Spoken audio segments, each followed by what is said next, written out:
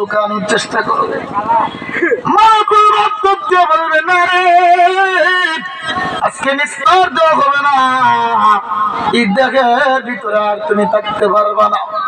আল্লাহ তোমার জন্য একটা নির্ধারিত সময় দিয়েছিলেন, এই নির্ধারিত সময়টা যখন হয়ে যাবে, একটা সেকেন্ড দেরি করা হবে না, একটা সেকেন্ড আগেও নেওয়া হবে না। মুহতারাম হাজিরিন, এই জাহান্নামী তখন চিৎকার করবে, চিৎকার করে করে ডাকবে, ও আমার সন্তানেরা রে, কোথায় রে? আমাকে নিয়ে যাওয়ার জন্য কে যেন হাজির, এই মানুষের হাত থেকে আমাকে বাঁচাও, আমাকে বাঁচাও, আমাকে বাঁচাও, আমাকে বাঁচাও। সন্তানেরা কোন জবাব দিবে না, ডাকবে পৃথিবীর মানুষরা, এই মানুষের হাত থেকে আমাকে বাঁচাও। কে রে এত ভয়ঙ্কর রূপ ধারণ কইরা আমার সামনে হাজিরা দিছে? কেউ জবাব দিবে না। স্ত্রীকে রাখবি, স্ত্রী, আপনার স্ত্রী, সারাটা জীবন তোমার জন্য আমি বিলীন করে দিলাম, আজকে এই ভয়ঙ্কর অবস্থায় আমার একটু সাহায্য করা। ও সন্তানেরা, জীবনটা তোমাদের জন্য বিসর্জন করে দিলাম, একটু আমার সাহায্য গাও। ক্ষমতার দলের লোকেরা ডাকবে, ও আমার নেতা খেতারা, আসলে আমার একটু সাহায্য করা, আজকে আমি আর বাঁচতে পারতেছি না, এত ভয়ঙ্কর রূপ ধারণ কইরা কে আমার সামনে হাজিরা দিল, একটু সাহায্য করা। হাওয়া করে চিৎকার করবে, পৃথিবীর কোনো মানুষের শুনবে না, হাহাকারি করতে শুরু করবে, কান্না করতে শুরু করবে, চিৎকার করতে শুরু করবে, পেরেশানি শুধু বাড়বে, পেরেশানি শুধু বাড়বে।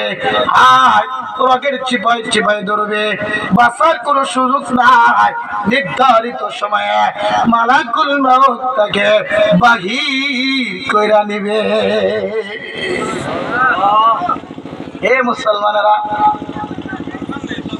সন্তানের জন্য তুমি হারাম ব্যবসা করতেছ, সন্তানের জন্য তুমি হারাম উপার্জন করতেছ, বিবিকে সুখে রাখার জন্য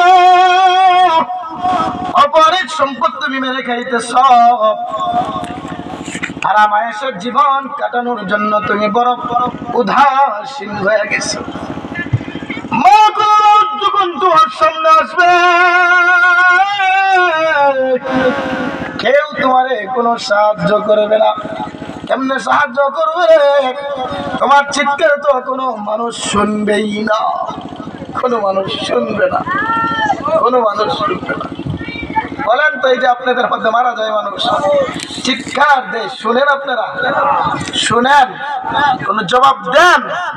কোন জবাব দেওয়ার কোনো ফাঁক নাই, জবাব দিতে পারবেন না, শুনবেনও না, হাও মাও করে কানবো, অসহায় হয়ে যাইবে। সে তখন ভাববে, হায় হায়, আমার সন্তানরা কোথায় গেল, আমার অর্থ কোথায় গেল, আমার ক্ষমতা কোথায় গেল, আমার বাহাদুরি কোথায় গেল, আমার বিল্ডিং কোথায়, আমার জনবল কোথায়, আমার জনগণ কোথায়, আমার সহকর্মীরা কোথায়, আমার সহপাঠীরা কোথায়, আমার বন্ধুরা কোথায়? অসহায় হয়ে যাবে। মালাকুল মউত তাকে ছিঁড়ে টেনে বের করবে। মুহতারাম হাজিরিন, হাদিসের কিতাবে আছে, মালাকুল মউত যখন রূহটা দুইরা টান দিব, সকলগুলো রক ঠাস ঠাস করে ছিঁড়া আরম্ভ করবে, ঠাস ঠাস করে ছিঁড়বে। মালাকুল মউত বাহির কইরাই ছাড়বেন। তোলা ছিলেন, তুলা, তোলার ভিতরে যদি একটা আঠাওয়ালা লোহা ঢুকায় টান দেন, তুলা ছিঁড়ে বিরে আসে না, আসে না? ছিঁড়ে বিরে আসে না, আসে না? মালাকুল মউত মানুষের রূহ দুইরা যখন টান দিবে, তখন এই রূহটা বাইর হবে, শরীরের প্রত্যেকটা জোড়া ঠাস ঠাস করবে, প্রত্যেকটা রগ ঠাস ঠাস করে ছিঁড়ে যাবে, ছিঁড়ে মানুষটার রূহ বাহির করা হবে। এত কঠিন হবে মৃত্যু। মুহতারাম হাজিরিন, রূহটা যখন বাহির করা হবে, মিশকাত শরীফের হাদিস, এই রূহটা বাহির করার সাথে সাথেই তাম পৃথিবীটা একটা দুর্গন্ধে দুর্গন্ধিত হয়ে যাবে। মুহতারাম হাজিরিন, মালাকুল মউত তার রূহটা যখন বাহির করবেন,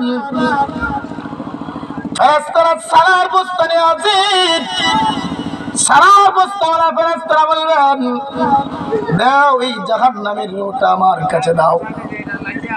ফেরেশতারা প্রতিযোগিতা করবে, আমার কাছে দাও, আমার কাছে দাও।